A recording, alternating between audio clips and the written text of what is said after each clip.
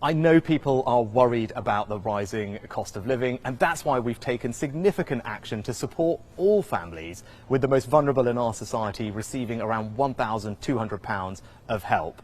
We're also using all the tools at our disposal, and we have the determination to combat rising prices, reduce inflation and rebuild a stronger economy. Has the Bank of England lost control of inflation? Is the UK heading for a recession? Now, I want people to be reassured that we have all the tools we need and the determination to reduce inflation and bring it back down. Firstly, the Bank of England will act forcefully to combat inflation. Secondly, the government will be responsible with borrowing and debt so we don't make the situation worse and drive up people's mortgage rates any more than they're going to go up. And lastly, we're improving the productivity of our economy, improving the supplies of energy we have and moving people off welfare into work. Are we heading for a recession?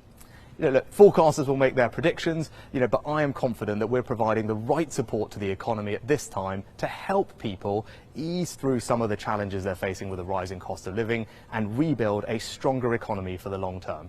How would a wage rise of 3 or 4 or 5% in the public sector be inflationary when a rise in pensions of 10% is not?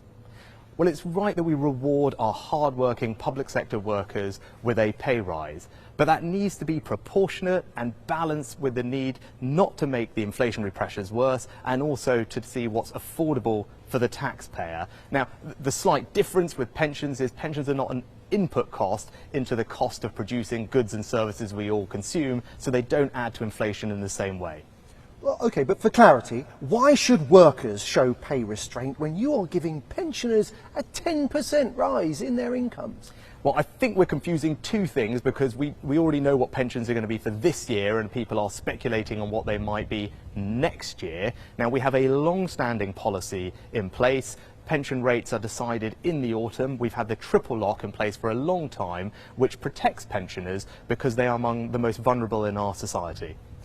Isn't the truth that you have the extra tax revenues from high inflation and you are not passing them on to key workers, but instead you are keeping them for pre-election tax cuts? What we've announced is £37 billion of support for families up and down the country to help them meet some of the challenges that they're seeing with rising prices. The most vulnerable in our society are going to receive around £1,200 of support, but there is help available for everyone. It's a package that has been, I think, widely acknowledged by independent commentators to be significant, generous and well targeted at those who most need our help at this time.